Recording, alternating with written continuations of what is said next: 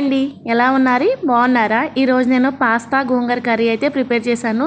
Taste అంటారా, మనకి బోటి గోంగూర కర్రీ ఎలా ఉంటుందో సేమ్ అదే టేస్ట్ ఉంటుందండి. పుల్లగా కారం కారంగా భలే ఉంటుంది. ఇది వైట్ రైస్లోకి, చపాతీలోకి, పరోటాలోకి, అలానే బిర్యానీలోకి సూపర్ కాంబినేషన్ అండి. ఒక గెరిట వేసుకుందాం అనుకునే బదులు 2 గెరిటలు వేసుకుంటారనమాట. అంత టేస్ట్గా ఉంటుంది. మరి దీన్ని ఎలా ప్రిపేర్ చేసుకోవాలో ఇక్కడ నేను చెప్తాను. నా స్టైల్లో ఇలా ప్రిపేర్ చేసేయండి. ఫస్ట్ టైం చూస్తుంటే ప్లీజ్ అండి మన ఛానల్ అయితే సబ్స్క్రైబ్ చేసుకోండి.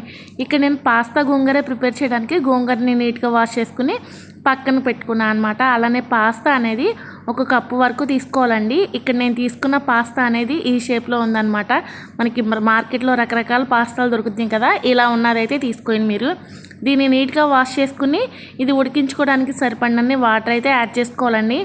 పాస్తా ఉడికేటప్పుడు ఒకదానికి ఒకటి అంటుకోకుండా ఉండడానికి కొంచెం ఆయిల్ అయితే యాడ్ చేసుకుని ఇంకా స్టవ్ అయితే ఆన్ చేసుకుని ఈ బాండీని స్టవ్ పైన పెట్టుకోవాలి. మనకి పాస్తా అనేది చాలా త్వరగా ఉడికిపోద్దండి. వితిన్ 10 మినిట్స్లో అయితే పర్ఫెక్ట్గా రెడీ అయిపోద్ది అనమాట. ఇది కొంచెం చూడండి, పాస్తా అనేది చక్కగా ఉడుకుతుంది కదా.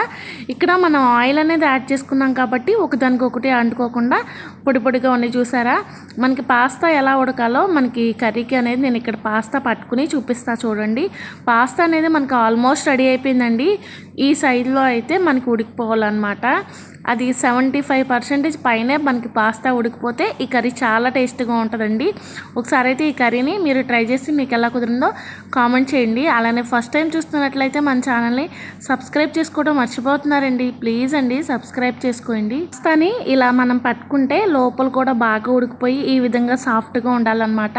మనకి పర్ఫెక్ట్గా అయితే పాస్తా ఉడికిపోయిందండి. దీనిలో ఉన్న వాటర్ అయితే వంపేసుకుని పాస్తాని చల్లారబెట్టుకోవాలన్నమాట. చూడండి, ఇక్కడ నేను స్టవ్ అనేది ఆఫ్ చేసి ఎక్సెస్ ఉన్న వాటర్ అయితే వంపేసండి. పాస్తా అయితే మనకి వేడివేడిగా రెడీ అయిపోయింది కదా. సో దీన్ని పక్కన పెట్టేసుకుని గోంగూరను ఉడకపెట్టుకుందాం. ఇక్కడ స్టవ్ ఆన్ చేసుకుని బాండీలోకి గోంగూర తీసుకున్నాను కదండి, ఇది మెత్తగా ఉడికించుకోవాలన్నమాట. ఫస్ట్ టైం చూస్తుంటే ప్లీజ్ అండి మన ఛానల్ అయితే సబ్స్క్రైబ్ చేసుకోండి. ఇక్కడ గోంగూర అనేది మనకి బాగా మెత్తగా ఉడికిపోయింది కదా. సో దీనైతే ఇంకా మనం గోంగూర పూర్తిగా ఉడికినాక స్టవ్ అనేది ఆఫ్ చేసుకుని గోంగూర చల్లారిన తర్వాత ఒక మిక్సీ జార్లోకి తీసుకుని మెత్తగా మిక్సీ పట్టుకోవాలన్నమాట. ఇక్కడ చూడండి, నేను ఏ విధంగా అయితే మిక్సీ పట్టుకున్నానో చూపిస్తాను. ఇక్కడ ఈ విధంగా అయితే మిక్సీ పట్టుకుని పక్కన పెట్టుకోవాలి. కర్రీ ఎలా ప్రిపేర్ చేసుకోవాలో చూపిస్తాను. ఇంకా అయితే మనం గోంగూర పాస్తా రెడీ చేసి పెట్టుకున్నాం కదండి, కర్రీ ఎలా ప్రిపేర్ చేసుకోవాలో చూపిస్తాను. ఆనియన్స్, పచ్చిమిరపకాయలు, టమాటా, కొత్తిమీర, కరివేపాకు ఇవన్నీ తీసుకోవాలి. కర్రీ ప్రిపేర్ చేసుకోవడానికి స్టవ్ ఆన్ చేసుకుని బాండీ పెట్టుకుని కర్రీకి సరిపడినంత ఆయిల్ యాడ్ చేసుకోవాలి. అలానే తాలింపు దినుసులు, జీలకర్ర, వెల్లుల్లిపాయలు ఇవన్నీ యాడ్ చేసుకుని ఎండుమిరపకాయలు, అలానే ఆయిల్ అనేది వేడైన తర్వాత ఆనియన్స్, పచ్చిమిరపకాయలు కూడా యాడ్ చేసుకున్నా అండి. ఆనియన్స్, పచ్చిమిరపకాయలు కలర్ చేంజ్ అయిన తర్వాత అందులోకి అయితే మనం రెడీ చేసి పెట్టుకున్న అల్లం వెల్లిపాయ పేస్ట్ కూడా యాడ్ చేసుకుని పచ్చివాసన పోయేంత వరకు ఫ్రై చేసుకోవాలండి. ఇక్కడ నేను అల్లం వెల్లిపాయ పేస్ట్ అనేది 2 స్పూన్ల వరకు ఉంటుంది. ఇక్కడ నేను మీకు చూపించేది అది యాడ్ చేసుకుంటున్నాను అనమాట. ఈ విధంగా కలుపుకుంటూ పచ్చివాసన పోయేలా ఫ్రై చేసుకోవాలి. అలానే ఈ కర్రీ అనేది చాలా టేస్టీగా ఉంటుందండి. చాలా సింపుల్గా రెడీ చేసుకోవచ్చు అనమాట. ఈ కర్రీని ఫస్ట్ టైం మీరు చూస్తున్నట్లయితే మీరు ఒకసారి ట్రై చేయండి. రైస్లోకి చాలా అంటే చాలా టేస్టీగా ఉంటుందండి. కారంగా పుల్లగా తిన్న కొద్దీ తినాలనిపిస్తుంది. అలానే మనకి ఇక్కడ ఆనియన్స్ కలర్ చేంజ్ అయిపోయినాయి కదా. సో మనం కట్ చేసి పెట్టుకున్న టమాటాలను కూడా యాడ్ చేసుకోవాలి. అలానే కర్రీకి సరిపడినంత పసుపుని యాడ్ చేసుకుంటున్నాను. అలానే కర్రీకి సరిపడినంత సాల్ట్ని కూడా యాడ్ చేసుకోవాలి. గోంగూర అనేది పులుపు ఉంటుంది కాబట్టి ఈ కర్రీ కొంచెం సాల్ట్ అనేది ఎక్కువగానే పడుతుంది అనుకోండి.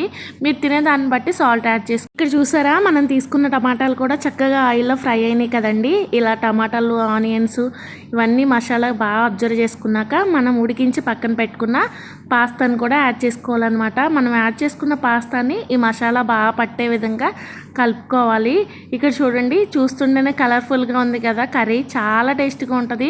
ఒకసారి అయితే ట్రై చేశారంటే ఈ కర్రీని మీరు అస్సలు వదిలిపెట్టరనమాట. వీక్లీ 1 or 2 టైమ్స్ ప్రిపేర్ చేసుకుని తింటారు. అందులోనూ పాస్తా అనేది మన హెల్త్కి కూడా చాలా మంచిదండి. పిల్లల లంచ్ బాక్స్లోకి అయితే ఈ కర్రీ సూపర్గా ఉంటుంది. లంచ్ బాక్స్లో ఫుడ్ అనేది ఇంకా మిగిల్చకుండా మనకి ఎంటీ బాక్స్ అనేది తీసుకొస్తారనమాట. అంత టేస్ట్ ఉంటుంది. ఇలా పాస్తాకి మసాలా బాగా పట్టేలా కలుపుకున్న తర్వాత దీనిపైన మూత పెట్టేసి జస్ట్ ఒక 5 మినిట్స్ స్టవ్ మీడియంలో పెట్టుకుని కుక్ చేసుకుంటే ఈ మసాలా అనేది పాస్తా బాగా అబ్జర్వ్ చేసుకుంటుందండి. ఇక్కడ చూసారా, ఆయిల్ అనేది ఈ విధంగా పైకి వచ్చిన తర్వాత కర్రీకి సరిపడినంత కారం యాడ్ చేసుకోవాలి. అలానే ఇక్కడ నేను 1 స్పూన్ వరకు ధనియా పౌడర్ కూడా యాడ్ చేస్తున్నా అండి. స్పైసీని బట్టి యాడ్ చేసుకోండి. ఇక్కడ నేనైతే 1/2 స్పూన్ వరకు యాడ్ చేశాను. అలానే కొంచెం కొత్తిమీరని కూడా యాడ్ చేసుకుని అంతా కలిసే విధంగా కలుపుకున్న తర్వాత మనం ముందుగానే రెడీ చేసి పెట్టుకున్నాం కదండి గోంగూర. ఈ గోంగూరను కూడా యాడ్ చేసుకుని పాస్తా బాగా అబ్జర్వ్ చేసుకునే విధంగా మనం బాండీలోకి ట్రాన్స్ఫర్ చేసుకున్న గోంగూరని కలుపుకోవాలన్నమాట. ఇలా కలుపుతుంటేనే భలే టేస్ట్ ఉంటుంది అనిపిస్తుంది. నేను ఈ వాయిస్ ఓవర్ ఇస్తున్నాను కానీ మళ్ళీ ఈ కర్రీ చేసుకుని తినాలి అనిపిస్తుంది. ఈ కర్రీ అయితే చాలా బాగుంటుందండి, మీరు ట్రై చేయండి. ఇక్కడ చూడండి, పాస్తాలో నుంచి చక్కగా ఆయిల్ అనేది పైకి వచ్చిన తర్వాత కర్రీకి సరిపడినంత వాటర్ అనేది యాడ్ చేసుకోవాలి. ఇక్కడ మనకి గ్రేవీకి ఎంత కావాలో అంత వాటర్ అయితే యాడ్ చేసుకుని ఒకసారి కలుపుకోవాలండి. మనం గోంగూర అనేది మనం తీసుకున్న గోంగూర పుల్లగా ఉంటుంది కాబట్టి సో ఉప్పు కారం అనేది ఒకసారి చెక్ చేసుకోవాలి వాటర్ యాడ్ చేసుకున్న తర్వాత.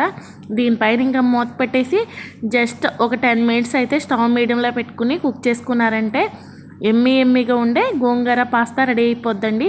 సో ఇక్కడైతే ఈ బాండీ పైన నేను మూత పెట్టేసి ఒక 10 మినిట్స్ తర్వాత కర్రీ అనేది ఎలా ఉందో చూపిస్తాను. చూడండి, కర్రీ అనేది ఆల్మోస్ట్ కర్రీ అయితే రెడీ అయిపోయినట్లే అండి. కర్రీలో నుంచి చూసారా ఆయిల్ అనేది ఇలా పైకి వచ్చిన తర్వాత మనం అవసరం అనుకుంటే దీనిపైన కొంచెం కొత్తిమీర చల్లుకుని స్టవ్ అనేది ఆఫ్ చేసుకోవడమే.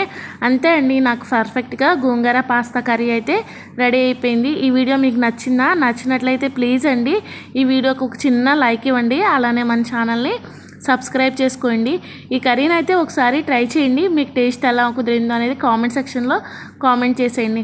ఇంకా మన స్టవ్ అనేది ఆఫ్ చేసుకోవడమే. వేడివేడిగా ఈ కర్రీ అనేది వైట్ రైస్లోకి, బిర్యానీలోకి, అలానే చపాతీ, పరోటా దేనిలోకైనా సూపర్గా ఉంటుందండి. ఈ కర్రీని మీరు ప్రిపేర్ చేస్తారు కదా. ఓకే అండి, bye, see you next video.